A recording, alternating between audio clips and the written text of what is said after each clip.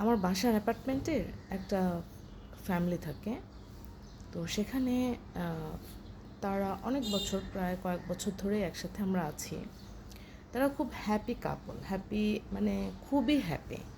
তাদের কখনোই কোনো রকম ঝামেলা আমি দেখিনি বা শুনিনি, বা আমার সাথে যতটুকু শেয়ার করেছে, আগে যা একটু মনোমালিন্য হতো যখন বিয়ে হয়েছিল বা তার পরবর্তী 10 বছর, কিন্তু বাকি 20 বছরে তাদের কিন্তু কোনো রকম একদিনের জন্য নাকি ঝামেলা হয়নি।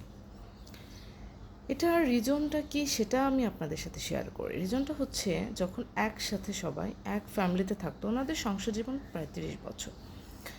তো যখন সবাই একসাথে থাকতো, শ্বশুর শাশুড়ি, তারপর অন্যান্য ভাই ব্রাদার সবাই যখন একসাথে থাকতো, অবিবাহিত বোন যখন ঘরে ছিল, তখন কিন্তু ওনাদের সাংসারিক স্বামী স্ত্রীর মধ্যে ঝামেলা হয়েছে।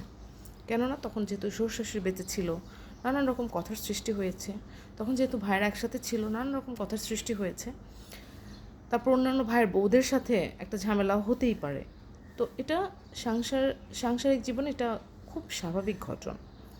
কিন্তু বাকি যে 20 বছর উনি একা ঢাকা শহরে কাটালেন, সেই 20 বছরের মধ্যে ওনার হাজব্যান্ডের সাথে ওনার একটু শব্দটিও হয়নি। এর ব্যাখ্যা একটাই। এর ব্যাখ্যা হচ্ছে, এই 20 বছরের মধ্যে ওনাদের হাজব্যান্ড ওয়াইফের মধ্যে কোনো তৃতীয় ব্যক্তি নেই। এই যে তৃতীয় ব্যক্তি নেই, তাহলে দোষটা কার ধরবে? তাহলে ভুলটা কে ধরবে? তাহলে ওনার হাজব্যান্ডের কাছে ওনার নামে খারাপ কথা কেই বা বলবে? ওনার কাছে ওনার হাজব্যান্ডের নামে খারাপ কথা কেই বা বলবে? এই যে তৃতীয় ব্যক্তি যে সম্পর্ক নষ্ট করে, সেটা কিন্তু ওনার জীবনে ওই 10 বছরে ঘটেছে। তোর বউ এটা পারে না, ওটা করে না, এই না সেই না, নানান অভিযোগ।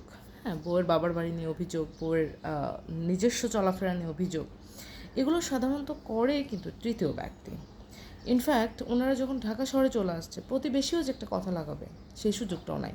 কারণ ঢাকা শহরে কেউ কোনো প্রতিবেশীর বাসায় যায়ও না, কারণ কোনো প্রতিবেশীর সাথে ওইভাবে এমন সম্পর্ক না যে আরেকজনের সাথে কুটনামি করবে, যেটা গ্রামের প্রতিবেশীরা করে থাকে। তো আমি আপনাদেরকে এটাই বলতে চাই যে তৃতীয় ব্যক্তি হচ্ছে সম্পর্কের ফাটল ধরায়। তো আপনাদের স্বামী স্ত্রীর মধ্যে ধরুন অনেক ঝামেলা হয়েছে, আপনাদের ডিভোর্স পর্যায়ে চলে গেছেন, এমন ঝামেলা হয়েছে, অবশ্যই মনে করবেন এর মধ্যে তৃতীয় ব্যক্তি আপনার কান ভারী করছে।